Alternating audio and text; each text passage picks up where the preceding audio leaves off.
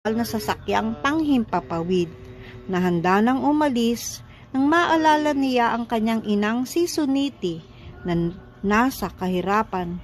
Napaisip siya, paano akong makakapuntang mag-isa sa planeta ng Vaikunta at iiwan ang mahal kong ina?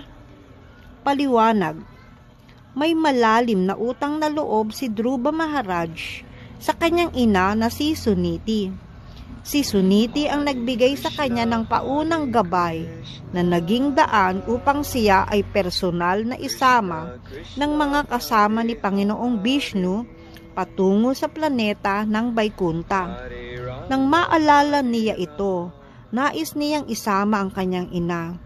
Sa totoo lang, si Suniti ang kanyang Pata Pradarsaka Guru o ang guru na unang nagpakita ng tamang landas. Ang ganitong uri ng guru ay tinatawag ding Siksha Guru o guru sa turo.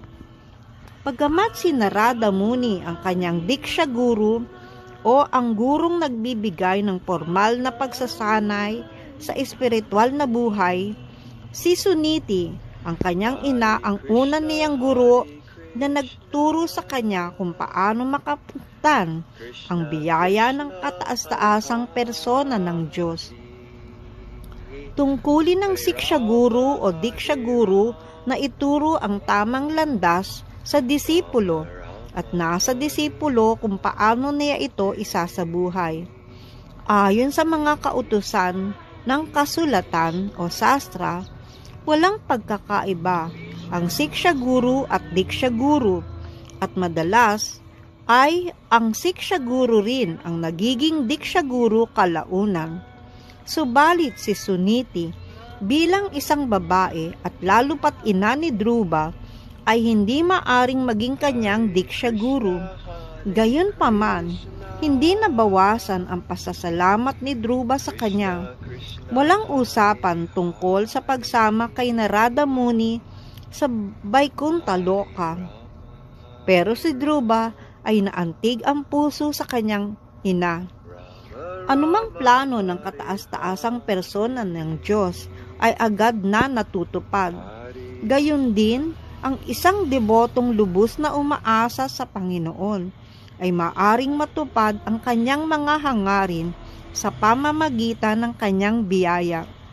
Ang Panginoon ay makapangyarihang tumupad ng kanyang nais at ang deboto ay natutupad din ang kanyang mga hangarin sa pamamagitan lamang ng kanyang lubos na pag-asa sa Panginoon.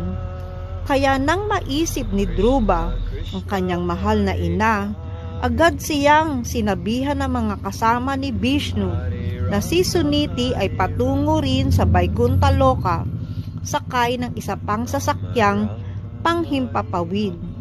Akala ni Dhruva ay mag-isa siyang papunta sa Vaikunta Loka na para sa kanya ay hindi mainam sapagkat maaring husgahan siya ng mga tao dahil iniwan niya ang kanyang inang labis ang naging papel sa kanyang espiritual na paglalakbay.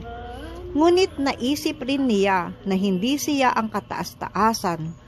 Kung gugustuhin lamang ni Krishna, doon lamang matutupad ang kanyang hangarin.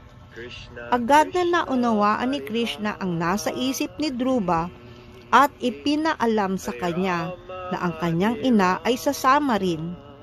Pinatunayan ng pangyayaring ito na ang isang dalisay na deboto tulad ni Dhruva Maharaj ay maaring matupad ang lahat ng kanyang hangarin sa biyaya ng Panginoon. Siya ay nagiging katulad niya sa kakayahan at kaya anumang kanyang maisip ay agad na natutupad.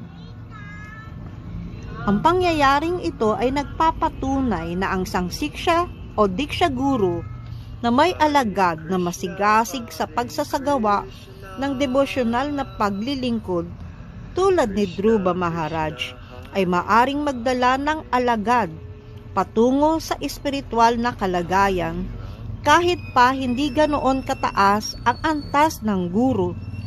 Bagamat si Suniti ay naging tagapagturo ni Dhruva Maharaj, Hindi siya nakapunta sa gubat dahil siya ay isang babae at hindi rin niya nagawang isagawa ang mga mahihirap na pagsasanay at pagdurusa na ginawa ni Druba. Gayunpaman, naiangat siya ni Druba at naisama sa kanyang paglalakbay.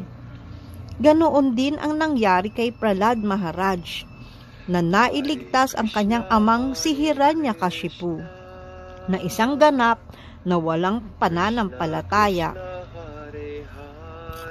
Ang isang alagad o anak na lubos na deboto ay maaring magdala sa Vaikuntha Loka ang kanyang ama, ina, o alinman sa kanyang siksha o diksha guru.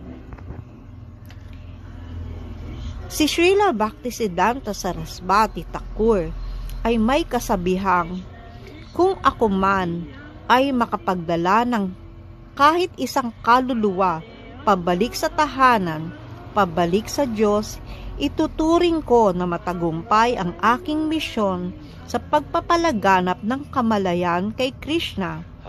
Ngayon, ang kilusan ng Krishna consciousness ay lumalaganap na sa buong mundo.